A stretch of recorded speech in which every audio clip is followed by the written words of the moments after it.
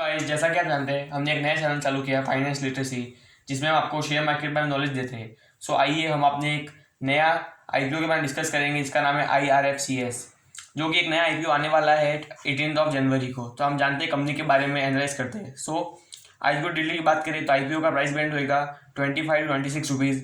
इसकी book unit issue है, issue size इसका 4455 करोड़ है, और इसका फ्रेश इशू है 3088 करोड़ का। इसका ऑफर फॉर सेल है 1544 करोड़ का। तो ये फ्रेश इशू ज़्यादा है as compared to offer for sale. इसका रिजर्वेशन देखे तो इसके 0.5 करोड़ यानी 50 लाख के शेयर एम्प्लॉयज़ के लिए रिजर्व रखे हुए हैं। वही इसका मार्केट कैप देखिए, हम आईपीओ से पहले इसको मार्केट कैप अराउंड 32,000 करोड़ से लेकर 34,000 करोड़ का वेरिएंट देता है। तो एक अच्छा मार्केट कैप है ये। अभी हम बात करें लॉट साइज की, तो इसका मिनिमम लॉट साइज है 575 शेयर्स, मतलब आपको मिनिमम 575 शेयर तो खरीदने ही पड़ेंगे।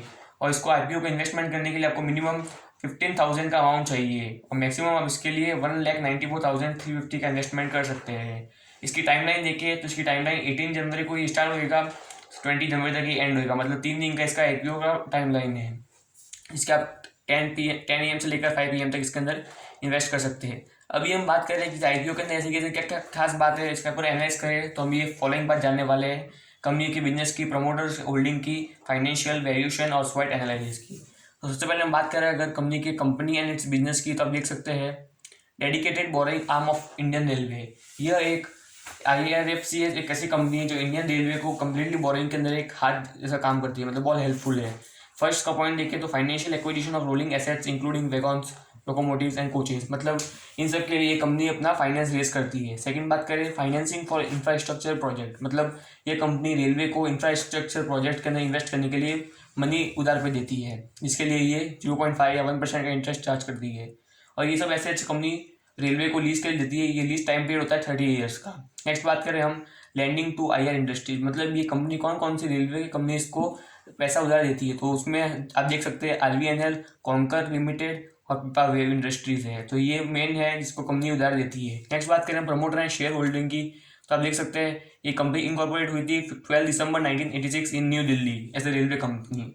और ये प्रमोटर्स ऑफ इंडिया की होल्डिंग है, मतलब president of India acting through MOR।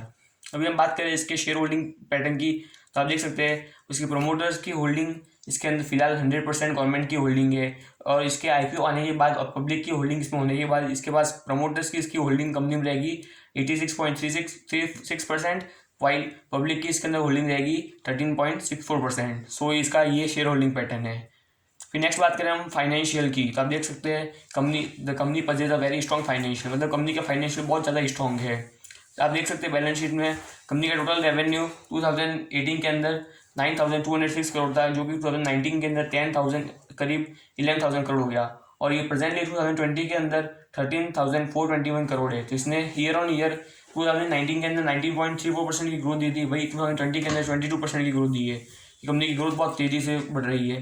Net बात करें हम कंपनी की नेट प्रॉफिट की, आप देख सकते हैं 2018 के अंदर 2,000 करोड़ से लेकर आज ये 3,192 करोड़ के तब्दील हो गया है। तो आप देख सकते हैं मात्र 2 साल के अंदर कंपनी ने अपना प्रॉफिट 1,200 करोड़ से बढ़ा दिया है, जो 50% की ग्रोथ दी है, बहुत बेहतरीन है। नेक्स्ट देख सकते हैं प्रॉफिट मार्जिन, वो भी 23% से ईयर ऑन ईयर बढ़ रहा जा रहा है। नेक्स्ट देखिए आप अगर रिटर्न ऑन नेट वर्थ, तो मतलब कंपनी ने अपने नेट वर्थ पे कितना रिटर्न दिया है, तो 2019 के अंदर इसने 8.61% रिटर्न दिया था, वही 2020 के अंदर इसने अराउंड 10.5% रिटर्न दिया है। अभी आप देख सकते हैं डिविडेंड पर शेयर, तो 2018 के अंदर कंपनी का डिविडेंड पर शेयर था 0.36, जो आज 2020 के अंदर हो गया है 0.50 रुपीज़। तो डिविडेंड भी कंपनी का कंटिन्यूसली इंक्रीज होता जा रहा है।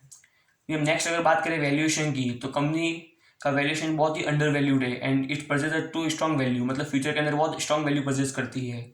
आप देख सकते हैं कंपनी का करंटली बुक वैल्यू 2020 के अंदर 1.0 था, जो कि 2021 के अंदर ओनली 0.97 है। मतलब कंपनी अपनी बुक वैल्यू वो वैल्यू होती है जो कंपनी के टोटल एसेट्स को और वैल्यूएशन करके उसकी फाइंड होती है। तो मतलब कंपनी का करंट मार्केट प्राइस और उसकी बुक वैल्यू इधर इक्वल है, जो कि बहुत बड़ी बात है। जितना बुक वैल्यू कम होगी, 1 के अंडर होगी, उतना ही बेस्ट रहेगा। तो कंपनी की बुक वैल्यू बहुत शानदार है। अभी आप प्राइस अर्निंग की बात करें, तो प्राइस अर्निंग रेशियो वो होता है जो हमें कंपनी का शेयर प्राइस को उसके अर्निंग पर शेयर से डिवाइड करने पे मिलता है। तो PE रेशियो जितना कम होगा उतना ही कंपनी का वैल्यूएशन एट्रैक्टिव रहेगा। जनरली कंपनी का PE 15 के 20 रेंज में अकर करता है, पर जितना अगर 10 से कम होता है तो बहुत ज़्यादा अंडर वैल्यू शेयर है उसका, जल्दी जितना परचेज कर सकते हो उतना परचेज करना चाहिए। तो कंपनी का पीई ओनली 7 to 8 के बीच में ट्रेंड कर रहा है, जो कंपनी के लिए बहुत ही बेहतरीन बात है और कंपनी का इन्वेस्टमेंट बहुत क्रूशियल बनाती है। नेक्स्ट बात करें हम SWOT analysis, it stand for strength, weakness, opportunity and threat. तो आप देख सकते हैं सबसे पहले strength, first point, dedicated financial company है ऑफ IR यानी इंडियन रेलवे। ये एक बहुत फाइनेंशियल कंपनी है इंडियन रेलवेज की। गुड क्रेडिट रेटिंग, ये गवर्नमेंट कंपनी होने के साथ में बहुत अच्छी क्रेडिट रेटिंग प्रेजेंट करती है। Competitive cost of borrowing, company का कॉस्ट ऑफ बोरोइंग बहुत कम है। लो रिस्क मॉडल, इस कंपनी का रिस्क ज़्यादा नहीं है, इसे आप इन्वेस्ट करने के लिए बेझिझक कर सकते हैं इसमें इन्वेस्ट। स्ट्रॉन्ग फाइनेंशियल परफॉर्मेंस, इस कंपनी ने आपकी बैलेंस शीट देख ली है, इसका फाइनेंशियल परफॉर्मेंस बहुत ज़्यादा स्ट्रॉन्ग है।